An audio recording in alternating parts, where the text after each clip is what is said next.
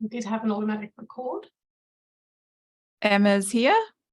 Yes, so I sent the panelist link through to Emma and Peter as well. Hello, everybody who's jumping in on board.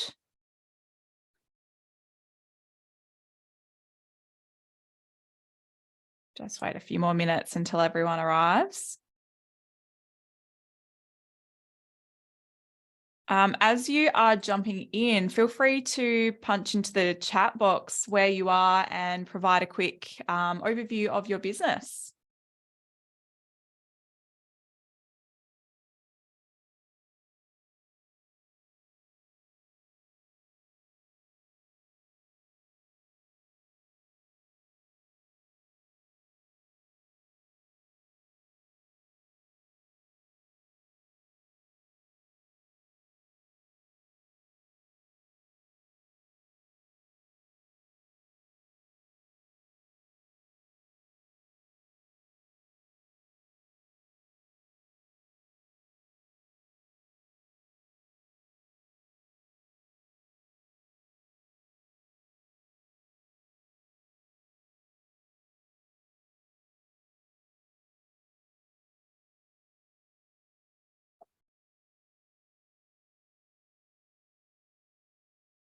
Sheena, Aussie White, Lascelles Vic. Nice to meet you.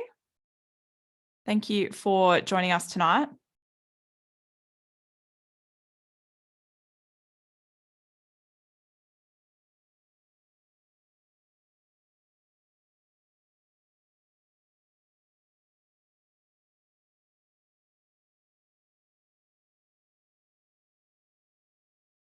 Oh, congrats on your 6-week-old baby. That's all good. It'll be recorded for you.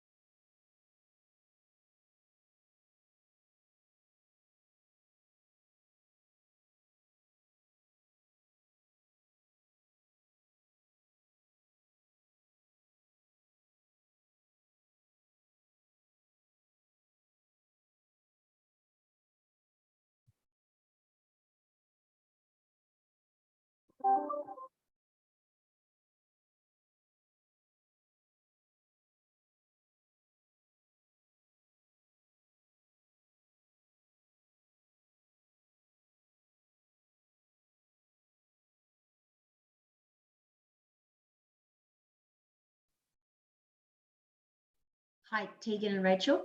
Hey, Jody, how's it going? I'm very well, thank you. How are you? Really well. I'm glad I could get your attention that you need to unmute me.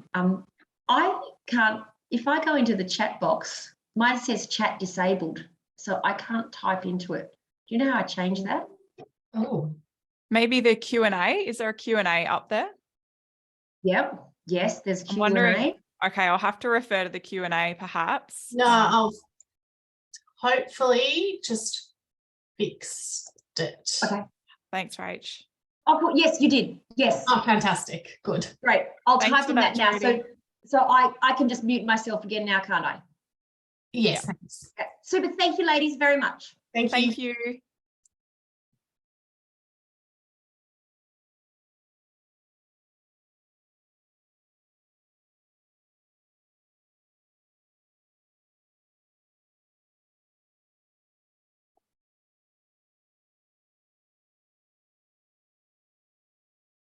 All right. Well, I think we'll just kick off. I know that there'll be people joining us as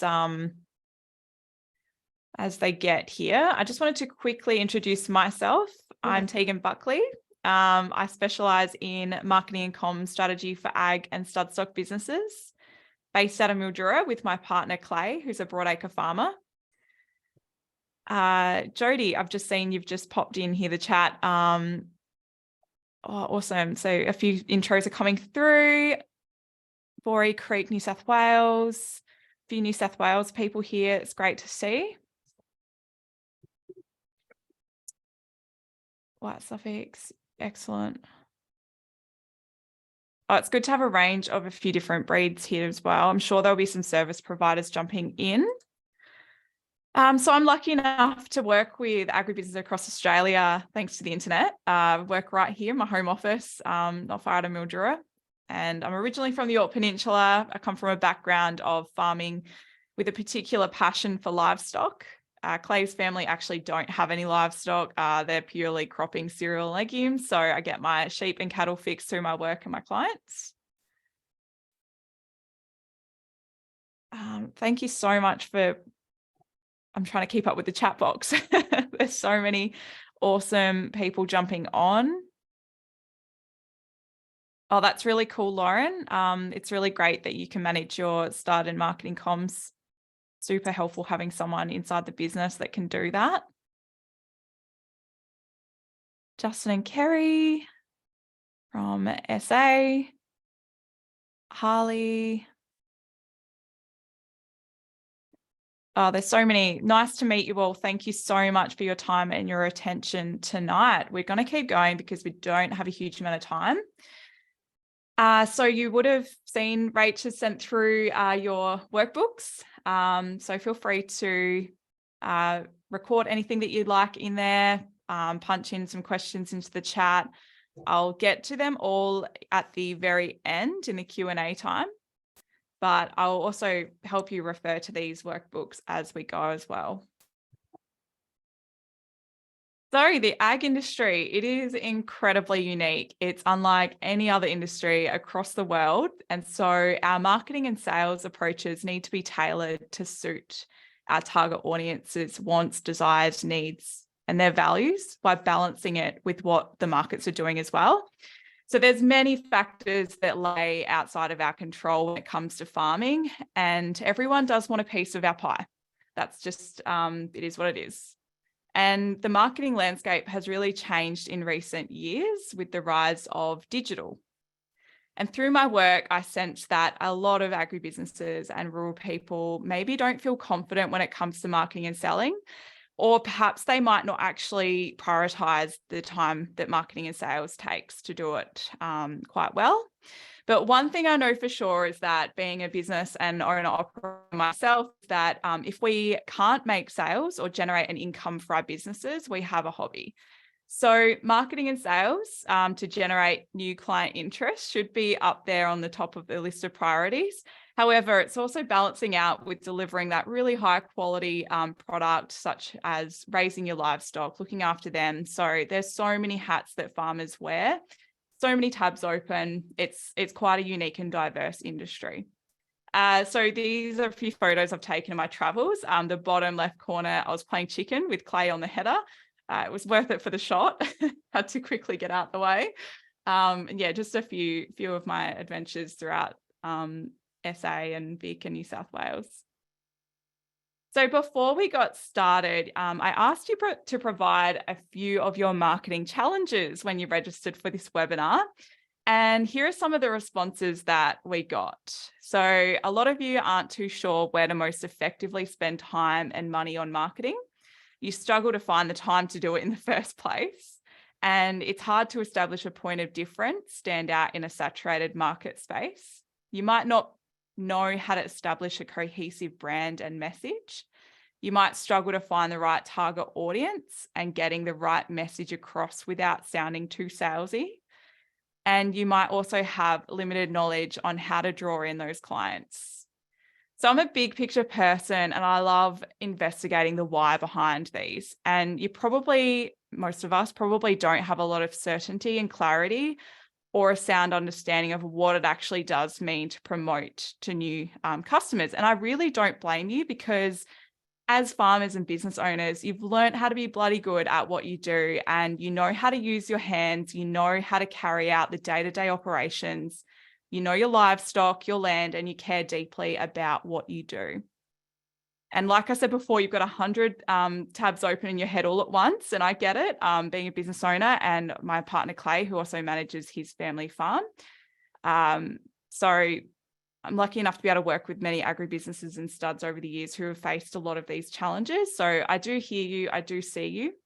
And I really appreciate you taking the time out tonight and tomorrow night to be here with such an open mind and the capacity to see how you can take your business to this next level with intentional, effective, and sustainable marketing practices and strategies.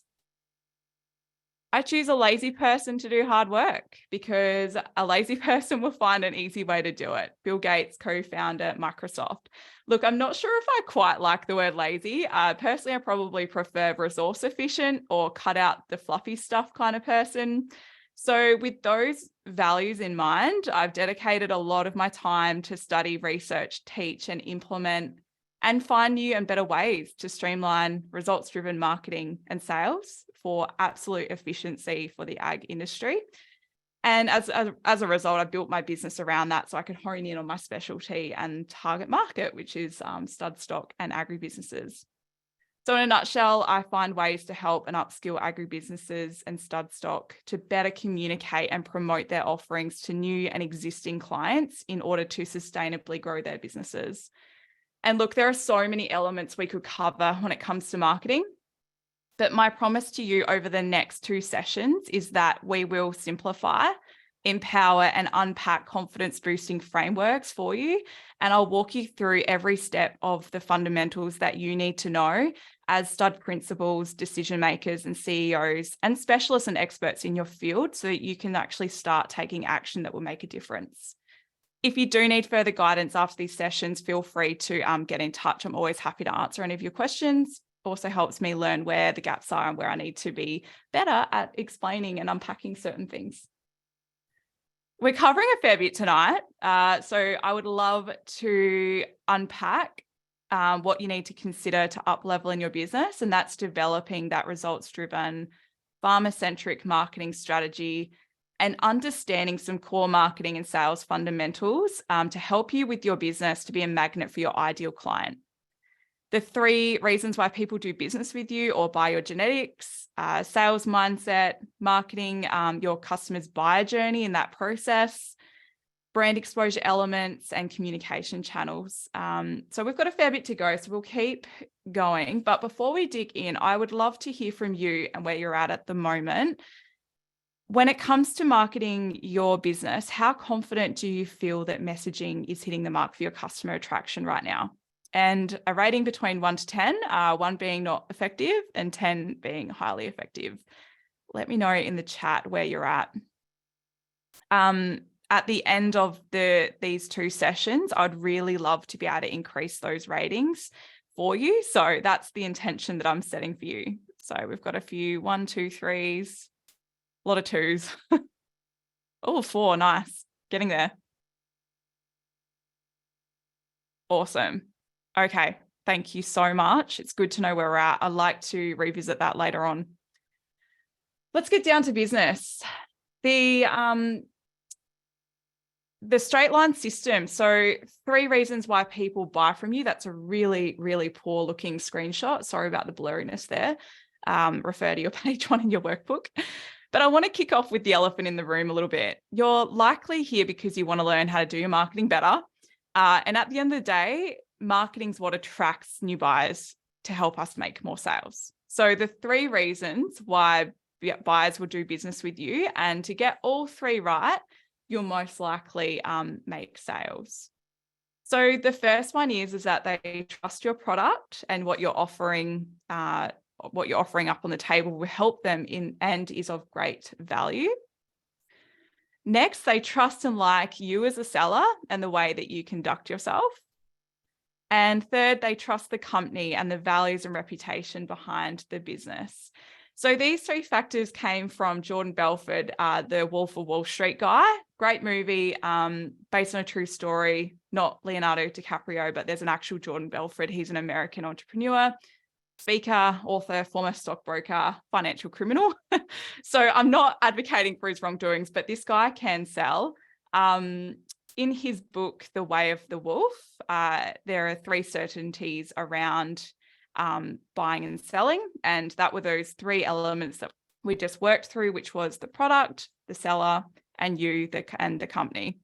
So basically, if you don't get a prospect's trust in these 3 areas, then you're less likely to close a sale. And when marketing, we're going to keep these three elements in mind as they really do dictate how the client will perceive you. And a lot of us feel really yuck about sales and worried about feeling salesy. And it makes sense because humans, we don't like to be sold to. I always click end call if a telemarketer is trying to sell me an electricity upgrade or something. But sales calls, when you're on the other end trying to drum up some business for yourself, sales calls, and especially cold calling, is hard and it requires a lot of effort, a lot of tactic. And without getting too far down the rabbit hole of psychology, most people just struggle with rejection if we're asking for a sale outright. But there is a lot easier way to sell. It's just not hugely in the scope of these webinars, but we are going to touch on some marketing and sales mindset shortly. But what is in the scope of these webinars is if you're not feeling confident in your messaging or communicating the value you offer, it's even harder to sell.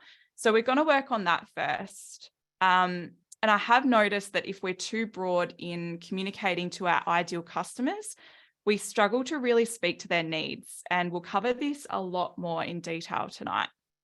So to provide some context for the rest of the content in these webinars, let's shift our mindset in regards to sales before we move on. And I'm a really visual person, so I hope that this concept helps you picture that sales process. So this is my Pain and Success Island illustration. Thank goodness for Canva.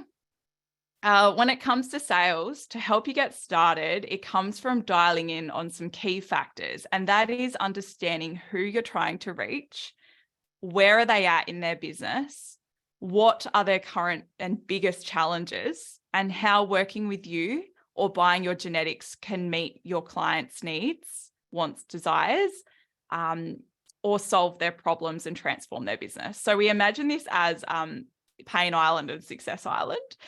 You're the boat that's chartering them from where they don't want to be to where they want to be. And we need to first understand, like I said, who it is specifically, because otherwise we won't know who to speak to.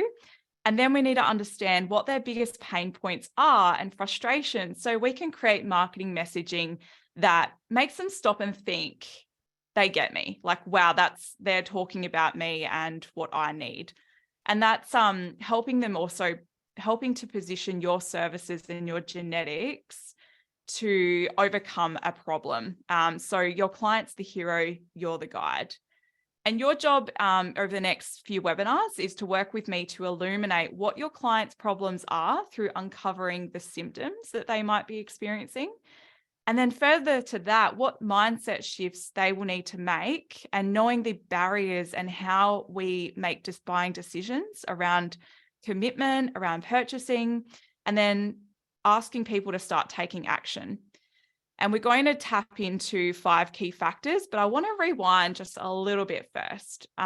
We need to identify and find the right people who are currently on Pain Island. And I mean, some of these people might not be experiencing actual pain or anxiety or frustration. They could just be in the market to buy what you offer, because if they're hobby farmers, for example, they want a really nice ram to put over their small flock of ewes. Think of Pain Island as well as a general, this is your ideal client. So let's try and think a little bit differently around sales, and we're showing up to be of service to your customers and not just trying to hard sell them at every opportunity. Now, the next job is to attract the people who are sitting on Pain Island, and this is marketing. We need to attract and warm up your audience before we can convert our sales system. And I love this meme with Gordon Ramsay front and center. Those leads were so cold, I had to defrost them first. So let's defrost your potential clients. Big picture, customer journey, how they make buying and purchasing decisions. It's going to be a massive game changer for you once you truly understand how your business conducts its marketing through bringing the client along through the journey. It's essentially the process that your customer makes as they're deciding to make a purchase. So it involves identifying a need, researching potential solutions, selecting the best option, and then making that purchase. And every step of the buyer's journey is important because it helps them make an informed decision about what they're buying. So at the top of the funnel, we've got the cold audience. They're the frosty ones. We're going to have to take them out of the freezer first and let them defrost a little bit before we can even start talking about selling anything to them. They probably, sorry to be really brutally honest, but they probably don't care too much about your history or how many ribbons or awards you've won at this point. They probably just don't know you well enough to care, or they don't know what your offering is actually going to help them solve or achieve their goals. So in more professional terms, a cold audience refers to a group of people who have not been previously exposed to your brand or your product, and typically you're not going to make sales from them while they're sitting here. So we need to move them through to the next stage. And I feel like a lot of you might fall over at this point or think your marketing isn't effective because you're not probably aware of how to get these people to move into a warmer state where they're ready to really pay attention. So we're going to move them down through the funnel, and you'll notice that the funnel here gets a lot more narrow as your prospective customer moves down the funnel, because we're narrowing the pool of clients into specific ones so that they're qualified and ready to start being sold to. So we start out really broad up here, and then we work our way specifically through to the funnel, which we'll work on some messaging and how that fits in very soon. Middle of the funnel, we've got the warm stage. So they've been nurtured a little bit more by your marketing. And it refers to a group of people who have already been exposed to your product. They've put their hands up and said, yep, I'm interested. They may have visited your website, watched a few seconds of videos that you've put out there. So it's a lot easier to communicate and warm up these people. They're already a little bit more warm and defrosted. And then at the bottom, we're ready. We've got hot leads. We're ready to start talking to them a little bit more. They've got a greater willingness to purchase and less resistant on sales pitches. And these people are now sitting there. They're on your pain islands. They're ready to be charted across because they believe in what you do and they're really brought into your brand. So how's this all landing for everyone? I know that I am going through everything quite quickly. So let me know how's everything going? How's everything landing for you?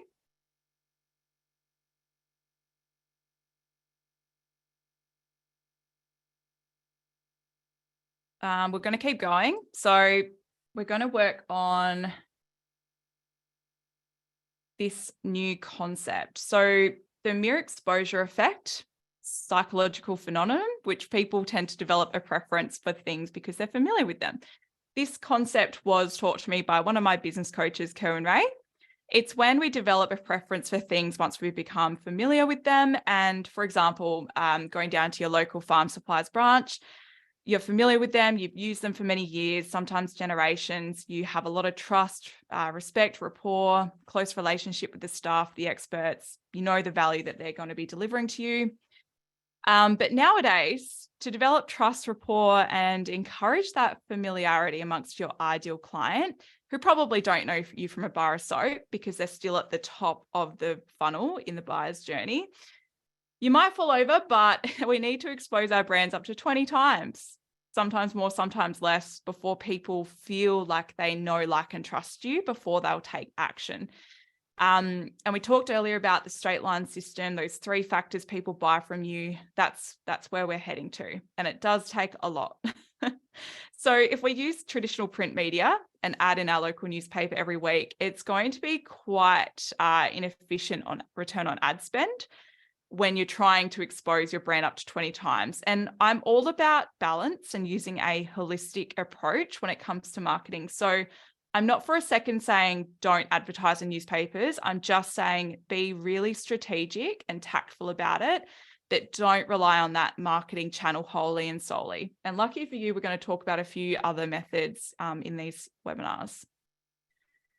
The best way that's probably most cost efficient return on investment when it comes to attracting new people, whether you're advertising your genetics or you're wanting to recruit for new staff, is content marketing. because it helps bring more exposure in a more cost-effective way and sustainable way to help you communicate the what, why, when, how, where of your aspects of your business. It's a type of marketing that involves the creation of content and sharing of the online material. So we're talking videos, editorials, social media posts, and it's intended to stimulate interest in your products and create curiosity and attention. So we are going to focus on digital content marketing when we work through the next few webinars. When it comes to marketing on the internet, though, we need to master getting people to actually pay attention and take action when they've consumed your marketing content. It can be quite a saturated space in social media, with many adopting very similar messaging. So we're going to work through this next exercise to work out the best way to attract and trigger attention and deliver values to their values through your messaging. So that's where this magnetic messaging comes into play. And I'm really excited. So you'll have a better chance at differentiating your brand, because this exercise will coach you through designing your unique, authentic messaging. So we're going to set up a really solid foundation here. I'm quite regularly asked, not sure how to consistently word things. I'm getting lack of engagement and interaction with my brand online. I'm not attracting my ideal client. I want to start getting more engagement on social media without posting content that requires me to dance and point in reels. Well, once you've got these 5 factors dialed in, we're going to really give you lots of content to work with. First up, we've got your product. So I see a lot of stud breeders talking about the features that their genetics have. And then they might slap on the ad, their on-property sale date and information and how many rams that they've got on offer. And that's probably the extent of their ad creative that they might go to, because they've never been shown other ways to sort of communicate the features and the benefits of those features. So in this first exercise, I'd love to see you jot down those, stick with 3 for now, just for this exercise, the 3 features that your stud is known for. An example might be early maturity, maternal, highly fertile, plain-bodied. So there are a lot of very basic terms that are thrown around quite a bit. But what I'd like you to do now is draw into that a little bit more and unpack how the benefits of your genetics provide an outcome or a solution to meet your client's needs. And I mean, look, I could probably pull heaps more out of these. This is just an example. So feel free to use your own opinion and knowledge around your own stud on this one, but here's a couple of examples. So early maturity, benefits of that: ability to wean lambs faster, reduce maintenance, feeding costs, less time in the ewe recovery, quicker time, maternal, highly fertile traits, strong reproduction, more lambs to sell, plain-bodied, got the animal welfare. So pulling out a lot more of the benefits to the features is really going to help provide more messaging. And once you've jotted it down, it can be like a playbook that you can refer back to time and time again to really ensure that this messaging is on track and consistent. The next element that I'd like you to keep in mind and work on is your buyer personas. So who is your ideal client? And I love working through my clients with this, and I ask them to think of 1 to 3 of their dream clients, people that they want to attract more of into their stud, and really highlight them as the buyer persona. What are their values, priorities, responsibilities? Are you chasing different people like commercial, other studs, corporates? Get really, really crystal clear on who this is, because you'll be able to create messaging that's very different for each buyer persona, because they're going to be at different points in their business and chasing different things. The third element is your buyers' challenges and frustrations. So what keeps them up at night? What are their biggest pain points and struggles? Where are they at in terms of needing to make a change? At what point is enough is enough for them? What's that tipping point to wanting to make a change? And sometimes they might not know until you start working on some content that we're going to go through tonight to raise some awareness around some of these symptoms and challenges that they might be having. The fourth element is your buyer's desired outcomes and objectives. So what does success look like for your clients?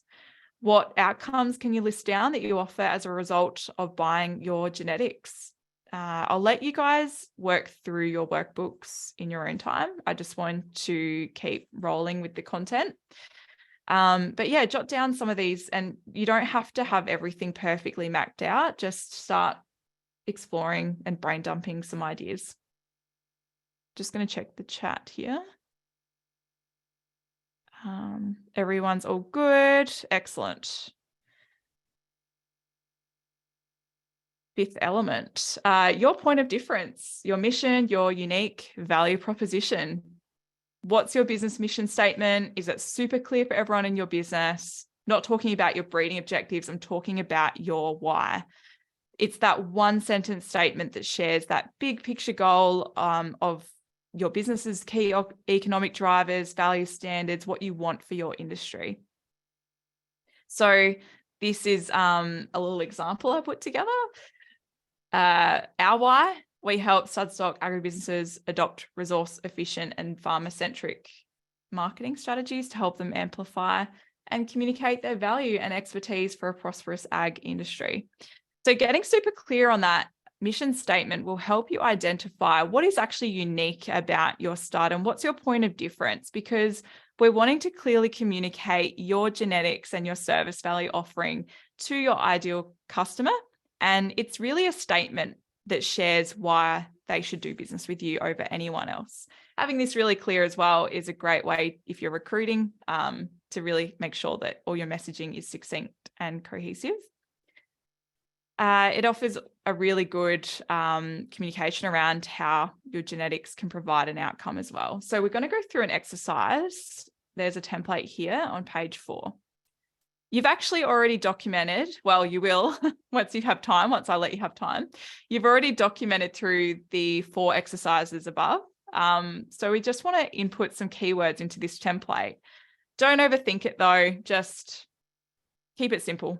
So you've got we help, and then put your ideal client, struggling with, list their issues, frustrations, to achieve what are the objectives, because we believe in what's different about you, unique value proposition.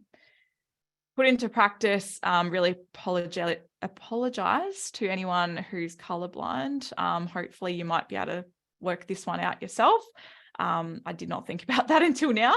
But essentially, here's where I've worked through this exercise as an example with my own business. So we help agribusiness stud stock breeders. So that's the ideal client.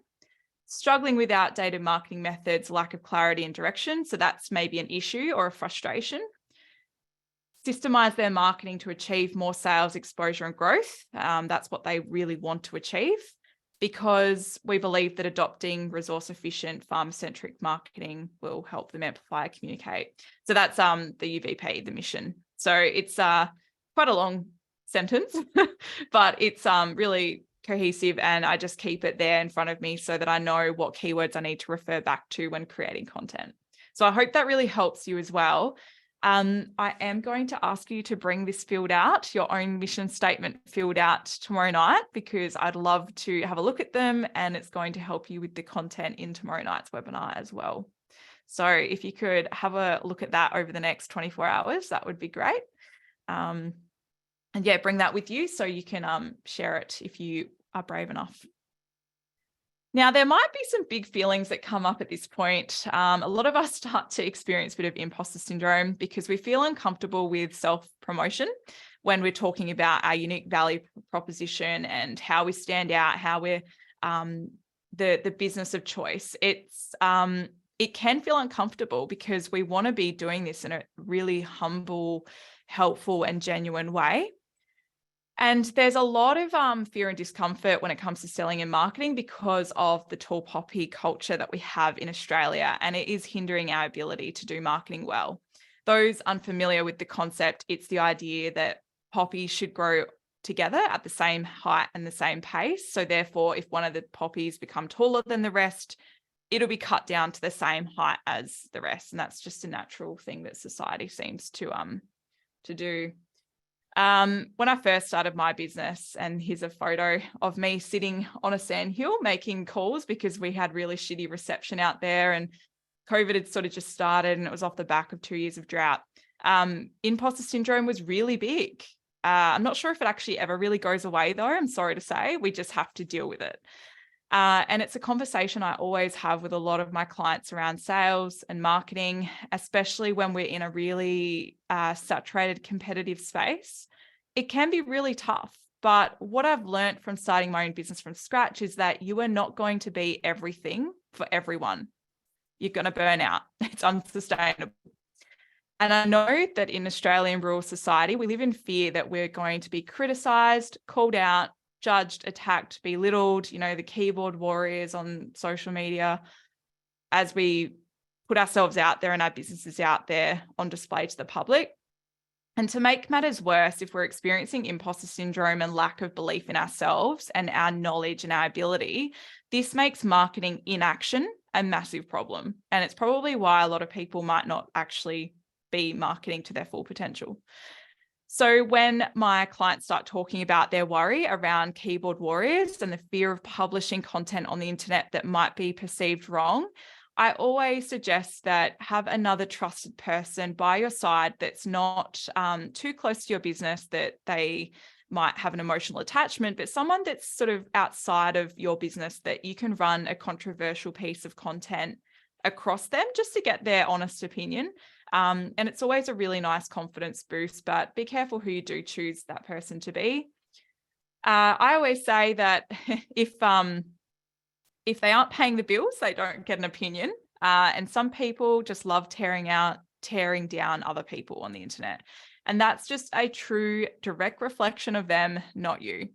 So my job is to help you get your business offerings and genetics out from behind the farm gate to help you position and communicate it authentically to your target audience. And tomorrow night, part 2 of the webinar, I'm going to show you how to create and structure your content that gets shit done and attracts the right kind of people into your business.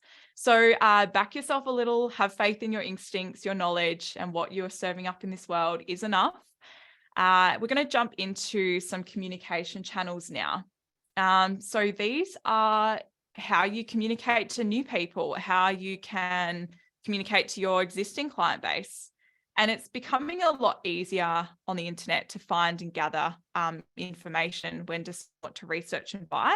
But it's really important to show up consistently, because keeping your brand top of mind is really important as you have your potential buyers and existing clients work through the buyer's funnel every time they go to think about purchasing a new RAM every year.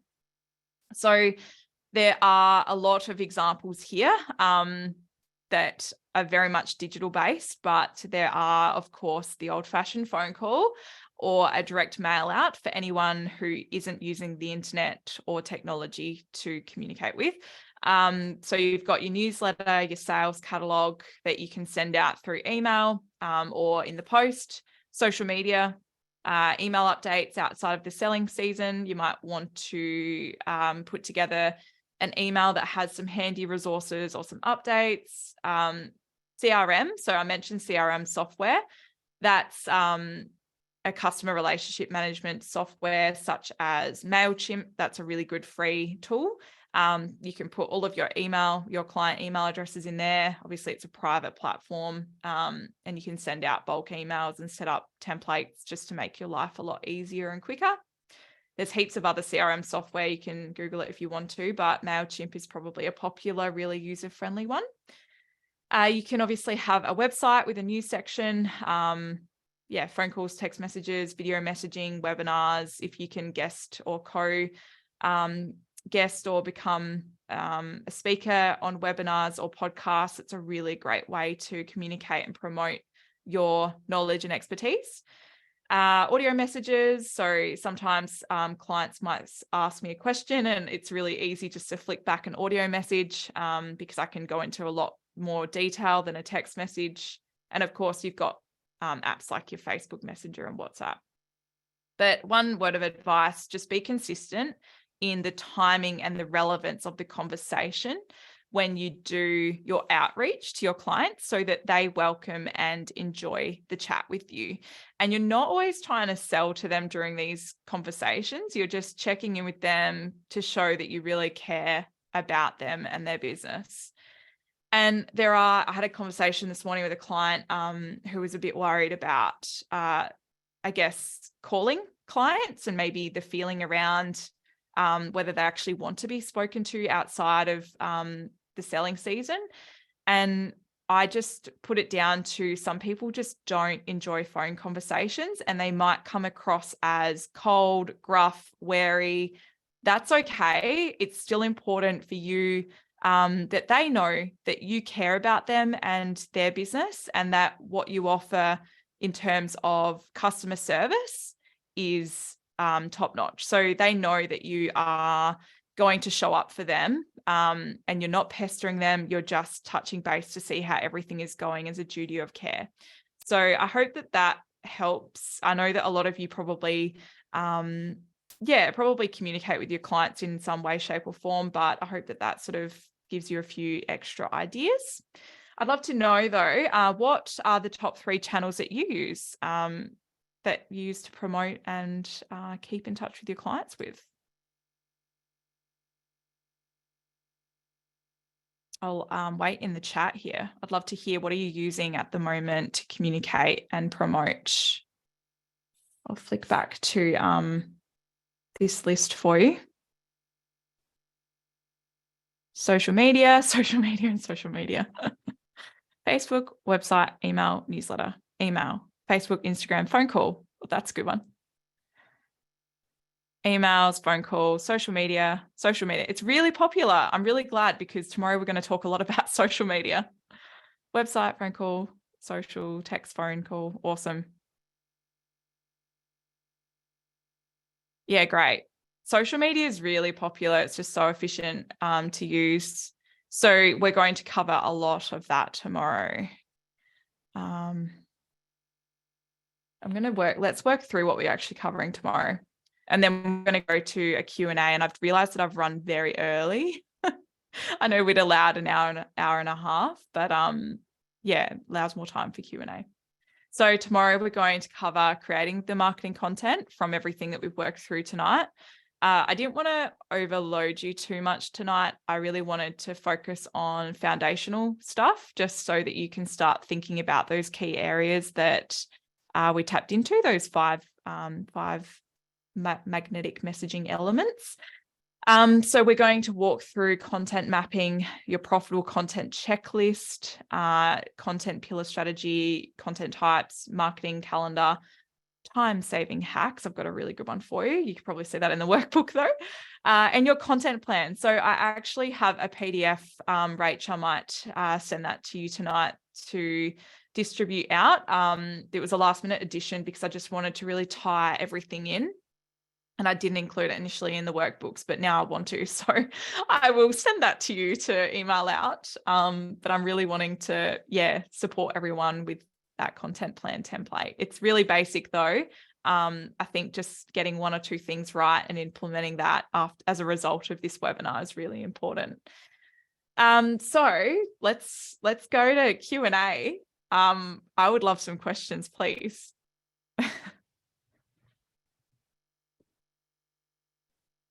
Wow, it's only 8:10. We really have been running ahead. I probably could have talked a lot slower then.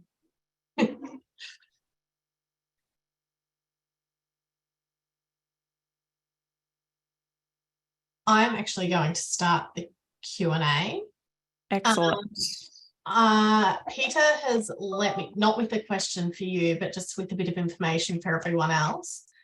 Peter has let me know that some people's emails with the workbook might have gone to their junk mail that came from me. So if you didn't get it, check your junk mail. If you can't find it, I'm going to send you my email. I'm going to put my email address in the chat and email me and I'll send it through straight away. And your first question is in the chat. Thank you. Awesome. Is print media dead? I really, really don't enjoy answering this because I truly want to, stick by my values of having a holistic marketing approach. It's getting more and more expensive the less people are using print media, and newspapers, especially local ones, are a business. They have to somehow cover expenses and operating. They're providing jobs for the community. So it's really a hard one for me to answer at this point. Sorry, Carl. I just don't want to be too biased towards social media and digital because that's where my expertise is. But that's probably my response to that.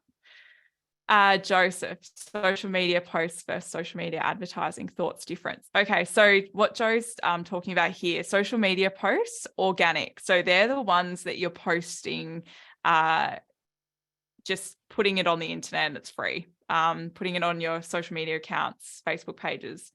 Then there's social media paid ads. So they're the ones where Facebook will prompt you to say boost a post, for example, and you might put some ad spend. You might also add some specific targeting around a region. I love to work with a really balanced strategy here on organically posting at least 1 to 3 times a week, and then have a paid ad running when it's appropriate to do so in the funnel. And for my business, and what I suggest is that if you have a sale, like an auction, you might want to start dabbling in some paid ads a few months out, or a couple of times throughout the year, just to really charge your audience with some value-packed content. We're going to go through content types and forms tomorrow. There's a lot around Facebook ads and using your website, using a thing called Facebook Pixel, retargeting people who have visited your site without annoying them. There's a balance there. I haven't actually included any of that in the scope. That's probably something, a training for another time. It can be a little bit technical. Does that answer your questions? There's obviously a difference between them both. One's a lot more, you can reach a lot more cold audiences through social paid advertising versus social media posts. You're relying on the algorithm to feed your posts through for free. Hope that helps explain that. Grace. Oh, no, that's okay. There's a recording and you can get the workbook through Rach through an email. So that's all good. All right. Where am I at? Mandy, open info days, email, social media. Yep, cool. You run open info days for comms. That's excellent. And will we talk about deciding a budget for marketing? Not specifically. I have had people spend 5 to 10% of their sale revenue on marketing as a ballpark figure. I do in the marketing calendar, I have a spot for you to list down what you're spending on marketing, just so that you can track it and look at what's best bang for buck in that area. That's absolutely not something that we're going to be talking about tomorrow, though. It's purely on creating that content. So feel free to send me an email if you want a little bit more of a chat around that. Dale, how often should you publish social media content? Focus one channel and do it really well, or put same content on all channels? I'm really excited to show you a really great way to repurpose content across different platforms. Personally, I stick to the platforms I know that my ideal client is hanging out on. So I use Facebook, Instagram, and Twitter. A lot of my clients use the same. If you're sort of wanting a more corporate target audience, LinkedIn is really great because there's a lot of professional networking available on there. And YouTube is a search engine platform. So when you put videos up consistently, and you're putting in the keywords associated with what people are searching for on the internet, YouTube is a really great way to show up in search engines as well. So how often should you publish social media content? Look, it really just depends on what you can sustainably achieve consistently. Once a week is amazing, but focus on quality over quantity. And yeah, the algorithms, of course, want you to post all the time. They want you to be a content machine to feed the system. And of course, they want you to pour money into ads, but there's a way to balance it really well. Happy to chat with you more on that too. Donna, I find it hard to get emails from prospects and they're really great stalkers on socials. How do you get them to engage? That's a really good question. I would probably put out a really good lead magnet to ask them for their email address and their phone number. That's where you're going to have to get really tactful. We go through a lot of that tomorrow on how to use certain content types that are profitable. When I say profitable, it means best return on investment, the best engaging content. How to get them into engage, I think through probably getting in touch, like getting them to somehow get information to you, signing up for a catalog on your website. You might have a really good value packed resource that you might want to share and get them to put their email through for you. It's a tricky one. I feel like I might reply to this properly tomorrow after we've gone through that content. Yeah, really good question though.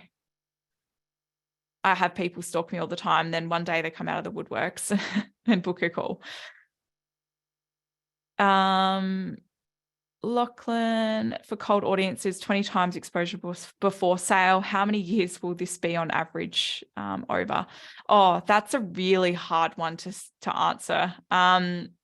If they're really invested in figuring out and solving a problem and you've really hit those messaging, they'll sit there for a while until they actually have to make a decision. I'm not sure if you guys are the same as the farmers that I know, but they often make a last minute decision when they really need to. And if you can just stay top of mind and consistent without being boring or on repeat with the same stuff, then you're going to hopefully capture them at the right time, right place. So fingers crossed tomorrow, the content types and the forms will really help you in that area. That's a really good question though. I can't answer it. It really does depend on a few different things. So thanks for asking though. That's a really good one. We're starting to see social media fatigue. Seems a big drop off in likes, retweets, shares. Okay, this is a really good one. When we talk about metrics that matter, are likes, retweets, shares paying the bills? I don't really care too much about how many likes I get. I care more about who books a call with me and who I get to positively impact. And I love to share those stories. So social media fatigue, look, everyone's using it now. The more people jump on, the more saturated it'll be. But it is such a cost-effective, phenomenal resource to use, but it's not the be-all and end-all. Social media is borrowed real estate. You need to get contacts just in case one day social media falls off the face of earth or Elon Musk decides to do something weird with Twitter again. At least you've got your contact list that you own. So getting people off social, and that's where you're going to have to get quite creative and clever with that. Again, I'd love to see what you think after tomorrow's webinar. How do we extend our target reach other than via social media? So what I'm assuming you're a stud. I would probably look at where your target personas are. You can explore sponsorships. You can explore merchandise and getting people to wear your stud branding in the areas that you know they're going to be. My first probably initial thought with that would be just to identify exactly where your target audience hangs out. Can you get an influencer or someone that can help advocate for your stud in certain areas? Is there any joint ventures with anyone who has the same clients that you want that's not going to be in competition? Can you somehow do a campaign or something around that, a competition? I hope that gives you a few ideas. Anna, is it important to have your stud appear on the first page in Google search? I mean, it's always nice, but it's going to be really expensive using Google Ads to get up the top thousands a month. It depends how your ideal client makes their researching and buying decisions. And are they Googling how to increase fertility or something? That's probably important to have in your keywords, but you're going to have a lot of competition. So that's a tricky one to answer. I mean, it'd be really nice to be able to get your page up there in Google search. But if you're up there within the top 20, that's excellent. But yeah, if you're willing to spend a lot of money every month on Google Ads, then to have that, then go for it. Regarding social media, in your opinion, are images of the people and the goings on behind the business as effective as images of stock, aiming to create a more personable approach to marketing? Yeah, and like I said, those three factors in really getting behind the scenes and to be transparent as possible is really important. And I know a lot of kids with lambs do really well on the internet, especially social media. People love seeing family, and they can relate. If they're a family, they can relate to your content. Another important question off the back of that is, can your ideal audience see themselves in your content, and is it relevant for them enough to take action? No worries, Sheena. As many studs offer a very similar product, how do we differentiate ourselves from our similar studs? Yeah, that's a good one. It would just go through the 5 key factors and really identify what sets you apart, what makes you unique, and start talking about the outcome that you want to provide for your prospect. What's the best way to bust a preconceived but unfounded idea about your stud product? I'm assuming this might be some negative brand awareness. Not too sure how to answer that one. Great questions. I need to go back and do some research. What is the key data we need to be collecting, monitoring around our marketing programs? Okay, so traffic is really important. Traffic knows that you're getting the right eyeballs on the content. So for example, your website analytics hopefully will be showing you where people are tuning in from, what demographics they have, and leads is obviously huge because we want people to reach out and inquire. When I've got people on a call, it's so nice, even if like not every conversation I have with a warm or a cold lead is selling to them. It's more learning about their business, learning about what their core frustrations are. I'm not trying to sell everyone because I can't be everything to everyone. So I think understanding exactly what you actually want out of your marketing is really important. So I really on social media, I quite like seeing reach, comments, and shares as my 3 favorites, because then I know that it's being pushed out to more people instead of just people clicking like. I want to see them comment and engage with the content. How do you know which platform your ideal audience is using?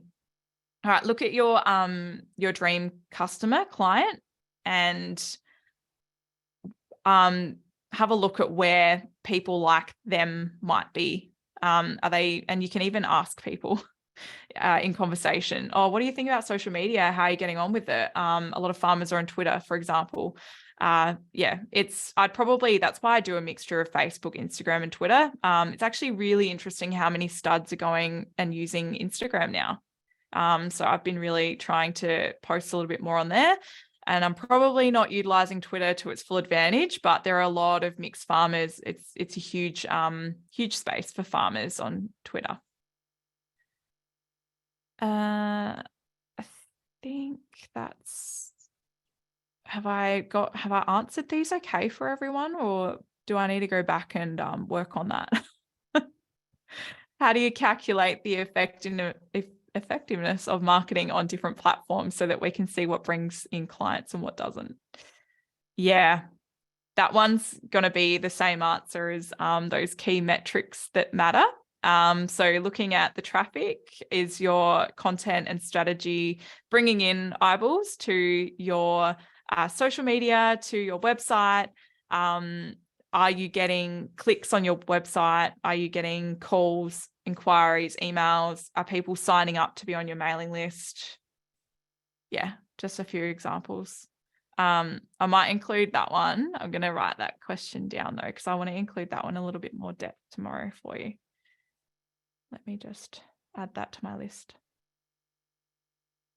feel like my brain is fading 8:30 at night. Sorry, guys.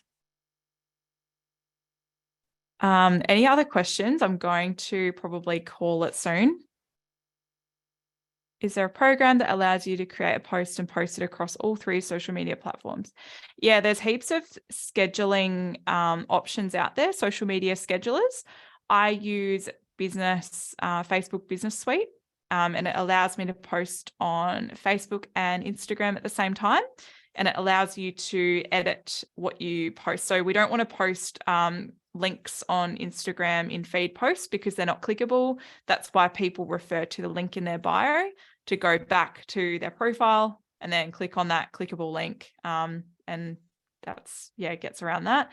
And of course, we use a lot more hashtags on Instagram than we do on Facebook because Instagram need the hashtag search function in the Explore, if that makes sense. So yeah, there's heaps of options there.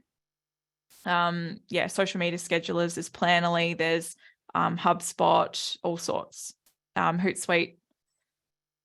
Is there scope for commercial producers who are looking to differentiate their product from a bulk commodity to use social media for this purpose?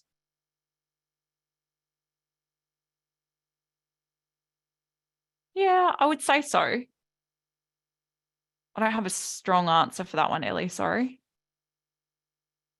Tanya, yep, the recordings will be made available for you. We'll probably send them out before tomorrow, do you think, Rach? Send them out before tomorrow? Yes, I'm hoping to send through tonight's recording in the morning. Perfect. Yes, so hopefully Awesome. If you need to catch up Yep. for tomorrow night, you'll be able to do that. Excellent. Just writing down a couple of these questions so I can ponder on them for a bit longer.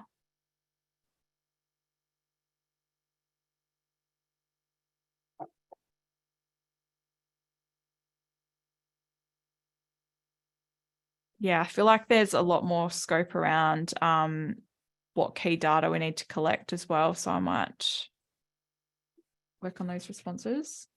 I'm also being respectful as well of my clients too and their privacy as well. So I won't be sharing too much about them. Some tips on where to go for good training on using Facebook and Insta. I'm gonna say Mallee marketing. You can also use YouTube. No, but my coaching is more specific for stud stock, and yeah, of course, that I'd love if you wanted to have a chat with me about it. But yeah, if it's more generalized, how to use Facebook and Instagram, YouTube's probably your go-to. Thank you, Anna. Any other final ones that I'll quickly answer? Do we need SEO on our website? Yeah, SEO is really great. So you should have, depending on if you had a designer, you should have the opportunity through a designing package to get the website designer to add a heap of keywords. So that's where it's really important for you to provide what you want in your website to come up in search engines if people are typing anything in. Yeah, SEO is really important. And like I said, YouTube's also a search engine. So the more times you can publish videos on there. So if you are posting your videos to Auctions Plus and you're uploading them to your YouTube channel, add in some of the keywords and maybe your mission statement that you worked on today. And hopefully that will help boost the SEO a little bit more.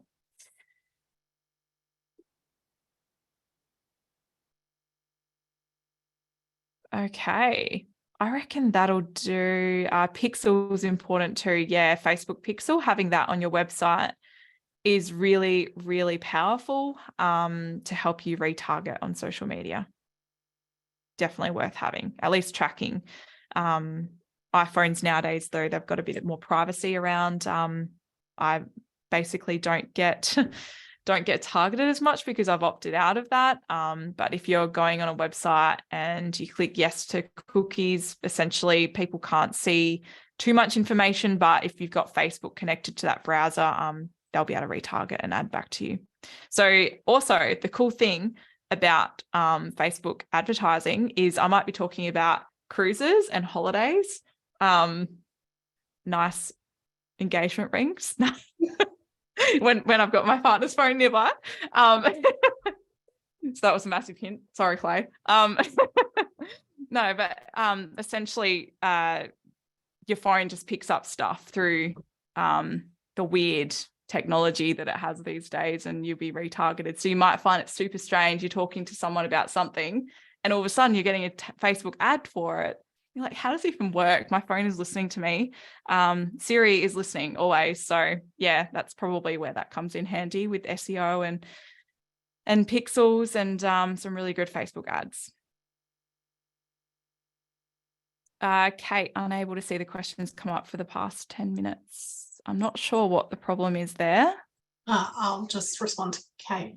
Cool. Thank you. All right. How did we go? Happy to call it tonight, and I'll come back firing tomorrow with some really good content, planning strategies, link everything together. Thanks, Joe, for your questions. They were really good.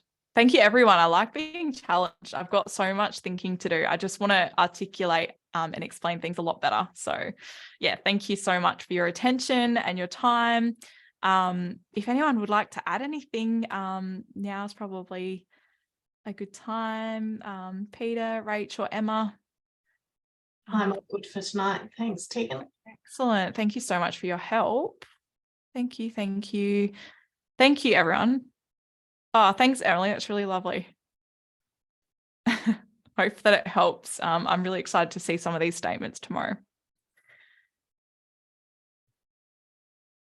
Same time, same place. See you then.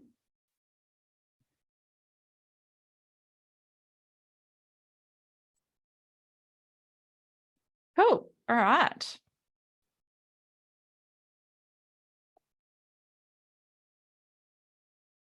I'm still reading some of these chats. This is awesome.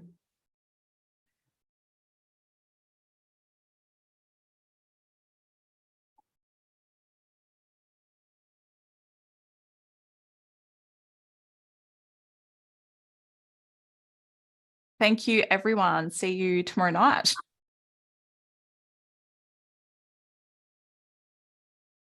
All right, over and out. Thanks, guys. Thank you.